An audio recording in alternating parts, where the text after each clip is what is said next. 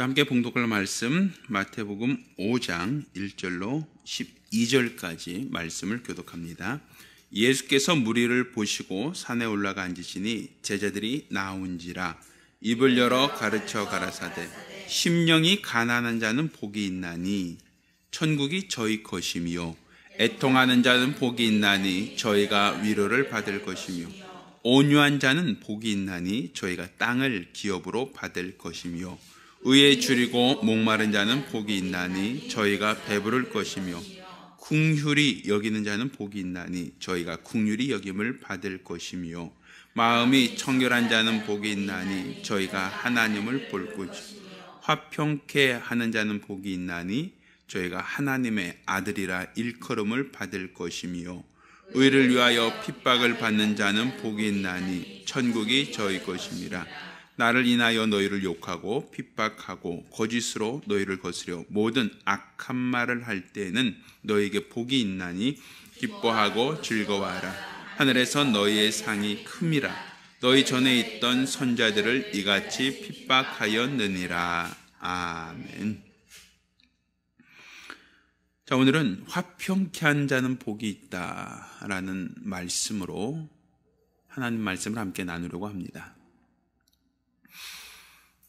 자, 오늘 본문을 보면 화평케 하는 자가 복이 있다. 저희가 하나님의 아들이라 일컬음 받는다라고 성경은 우리에게 말하고 있습니다.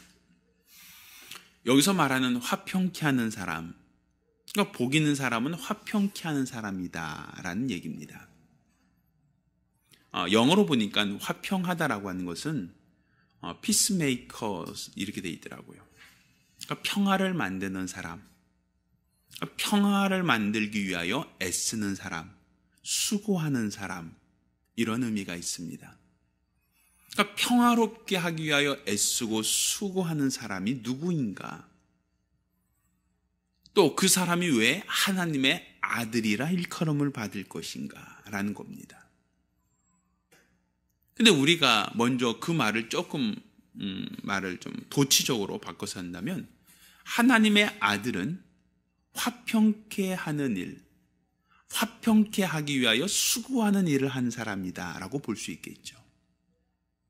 그럼 우리가 잘 알고 있는 하나님이 저는 내 사랑하는 아들이요 내 기뻐하는 자라 하셨던 예수, 그는 하나님의 아들이다 라고 하는 데 있어서 우리는 누구도 이의를 제기하지 않을 겁니다.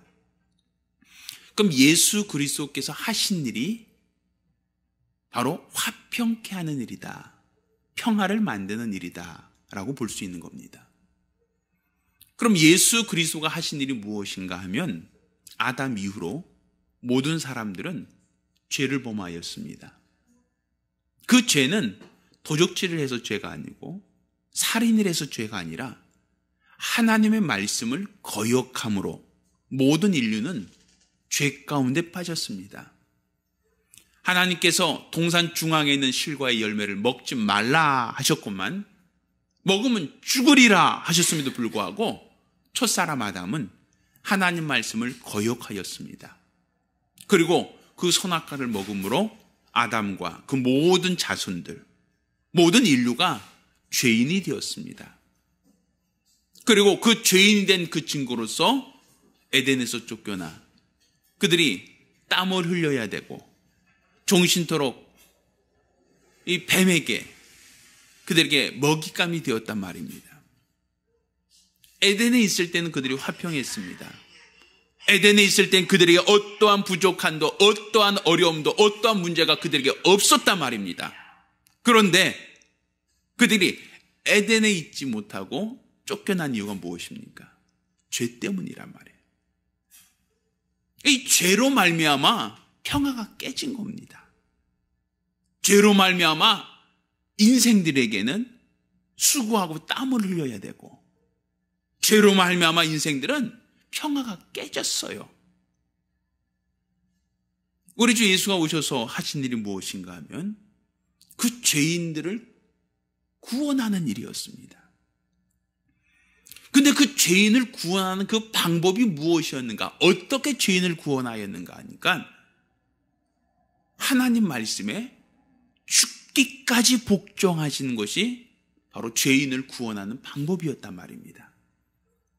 그러니까 죄라고 하는 것은 바로 하나님 말씀을 거역한 것이 죄였고, 하나님 말씀에 불순종한 자를 구원하기 위하여 예수님께서 화평케 하신 방법은 자기가 아무 죄가 없음에도 불구하고 아버지 말씀에 순종하여 아버지의 뜻대로 고난을 당하시고 십자가 달려 죽기까지 아버지 말씀에 복종하셨습니다. 이렇게 복종하는 방법으로서 우리 죄인들의 빚을 갚으신 겁니다. 그러니까 같은 얘기죠. 우리가 100만 원을 꾸면 100만 원을 갚듯이 내가 빌린 것만큼, 내가 꾼 것만큼 그 보상을 해야 되는 것처럼 인류의 모든 죄는 말씀을 거역하며 생긴 것이고, 그럼 그 죄로 인하여 어그러진 것을 바로 회복하는 것은 말씀에 순종함으로써 회복되는 거란 말입니다.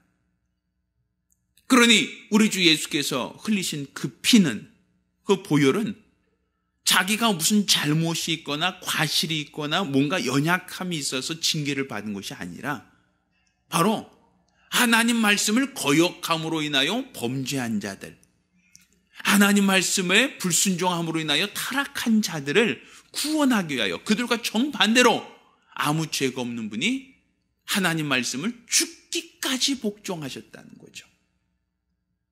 성경 그 사건을 그가 화목제물이 되셨다라고 성경 기록하고 있습니다.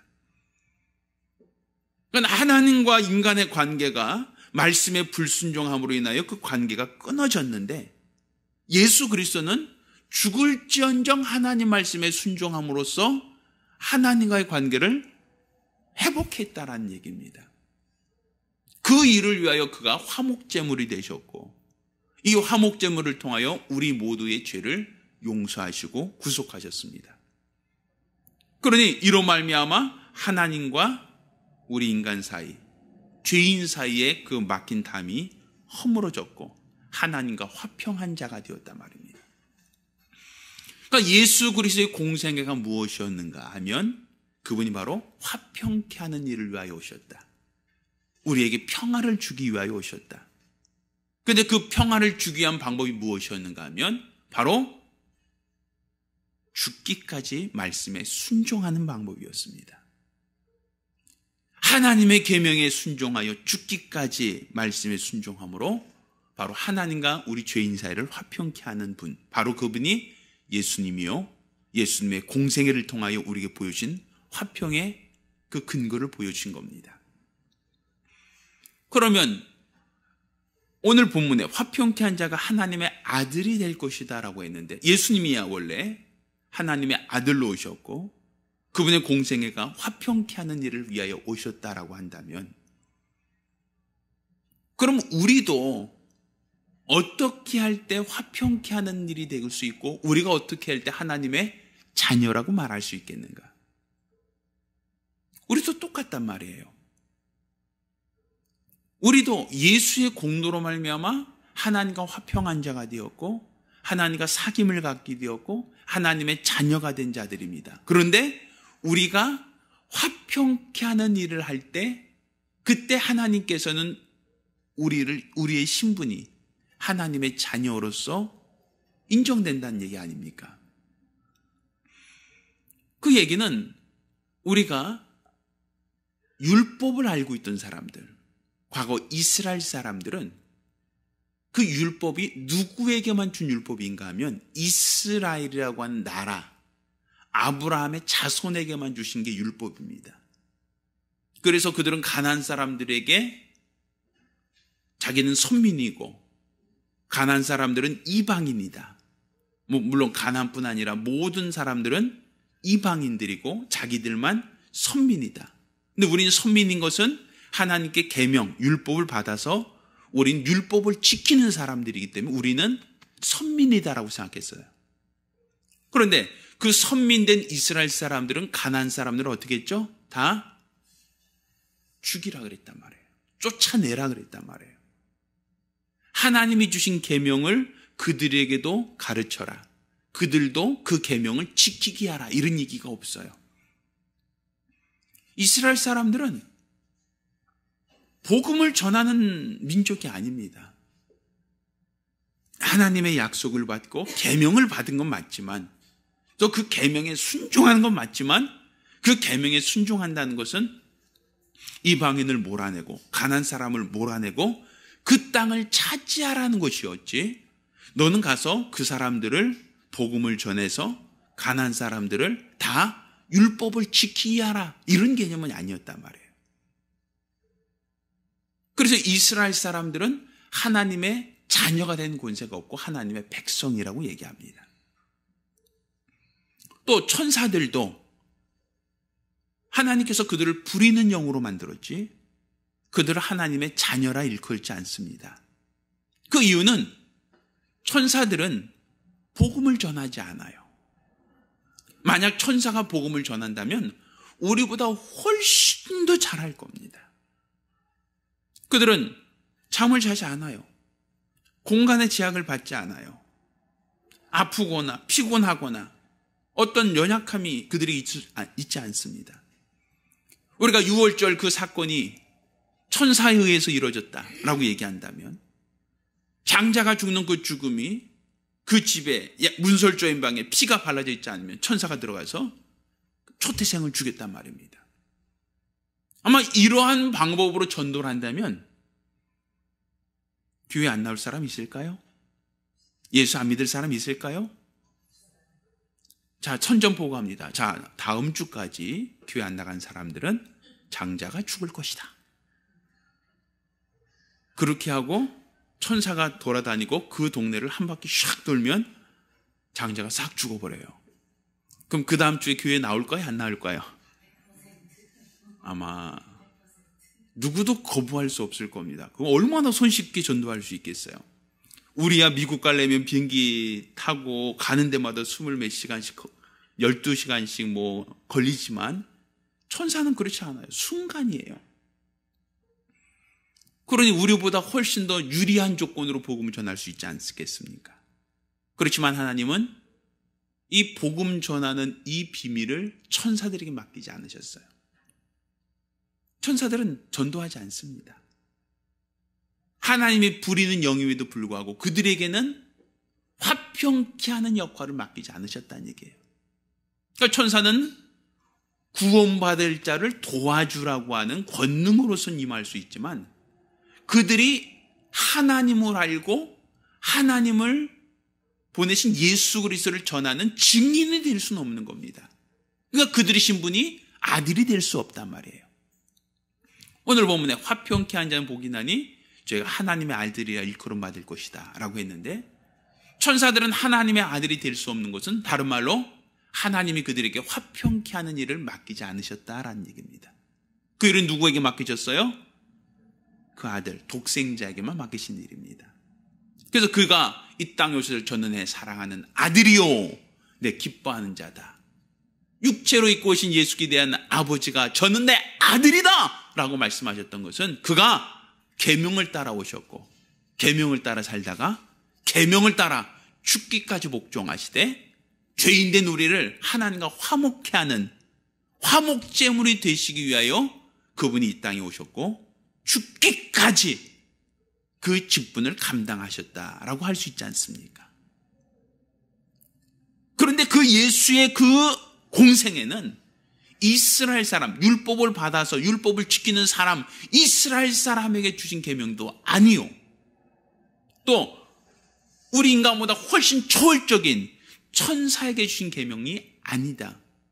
예수의 은혜를 입어서 빚진 자들, 하나님과 화목게 된 경험을 한 자들에게 너희는 가서 모든 족속으로 제자를 삼아 아버지 아들과 성령의 이름으로 심리를 주고 내가 너에게 분부한 모든 것을 가르쳐 지키게 해라 라고 말씀하셨단 말이에요.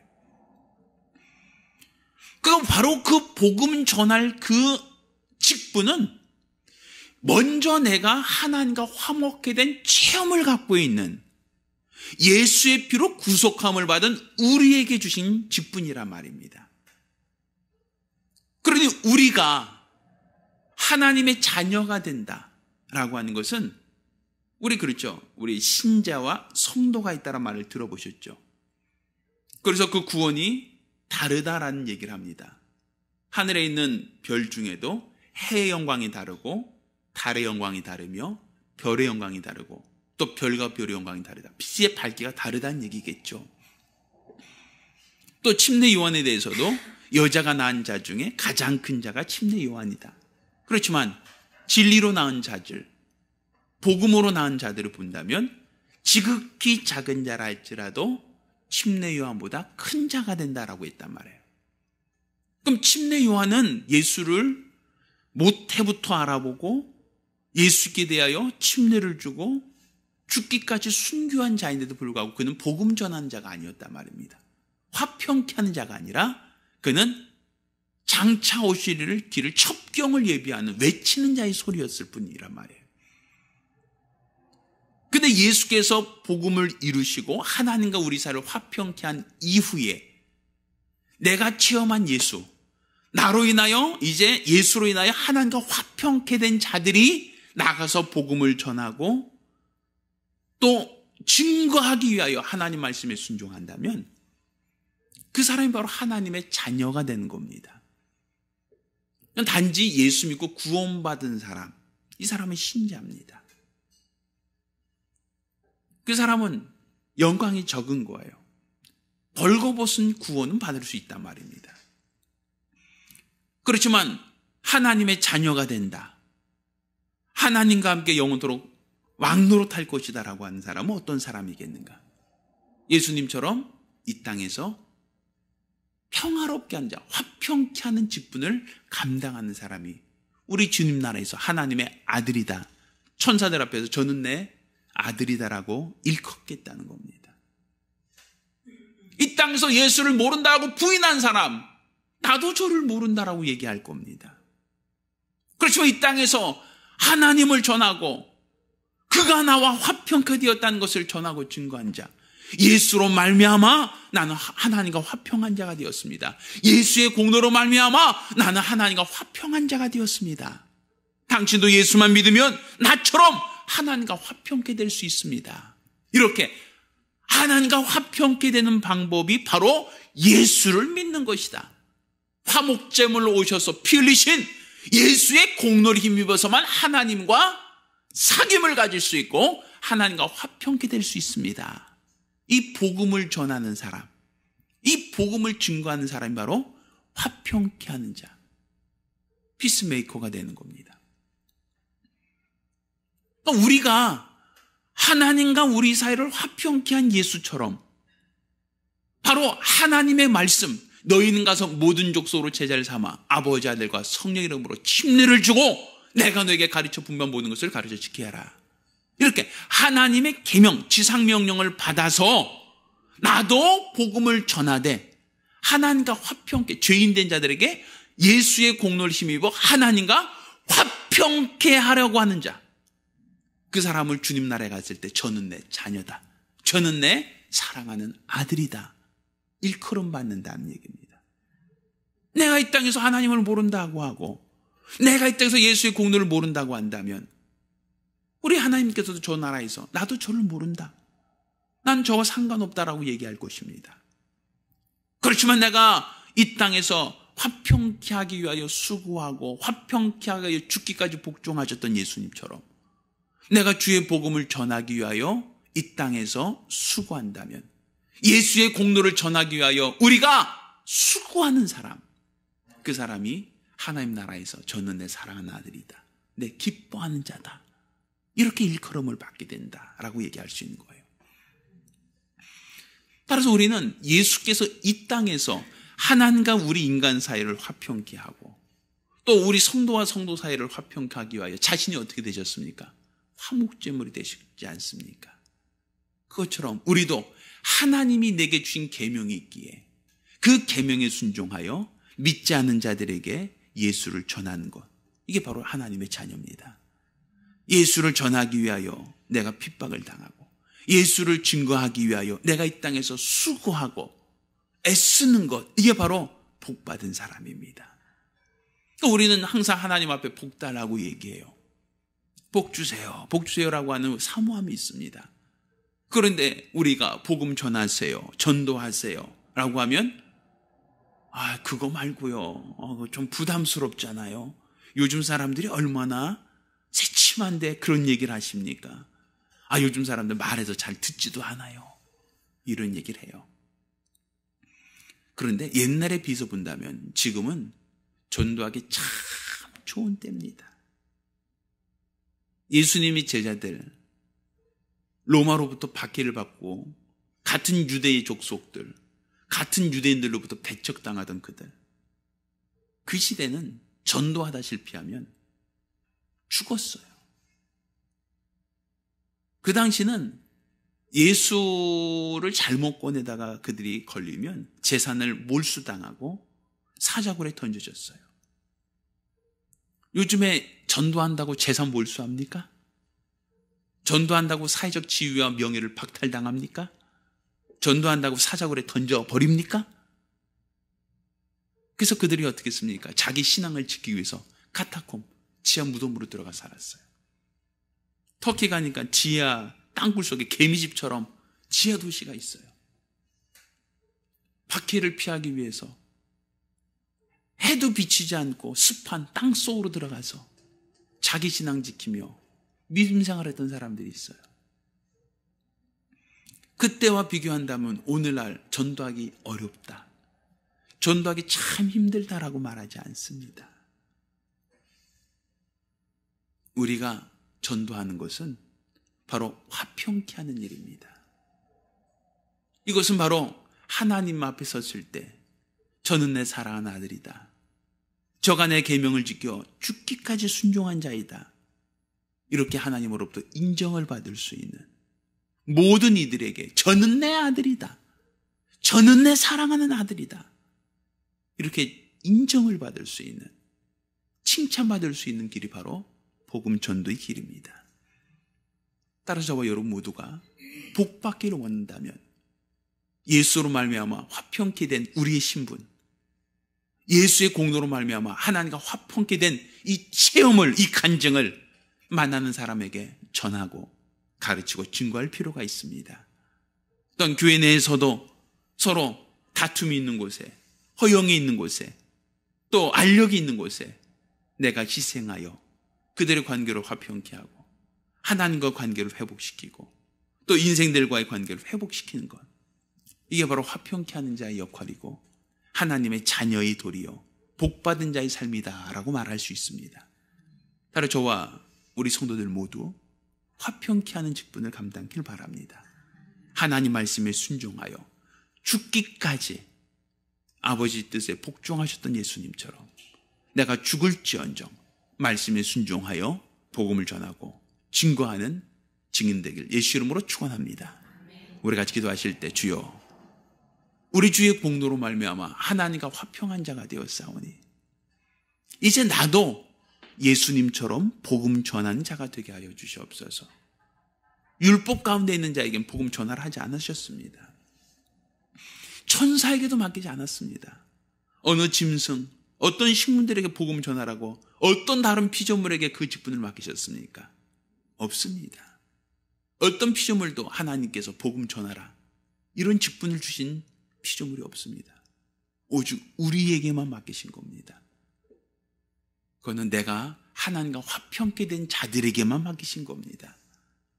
따라서 내가 하나님과 화평케 되었으면 예수의 공로로 말미암아 하나님과 화평케 된 자라는 것을 믿으신다면 나도 이제 이것을 전하는 자, 증거하는 자 될 수 있게 해달라고, 나도 전도하는 자가 될 수 있게 해달라고 같이 기도합니다.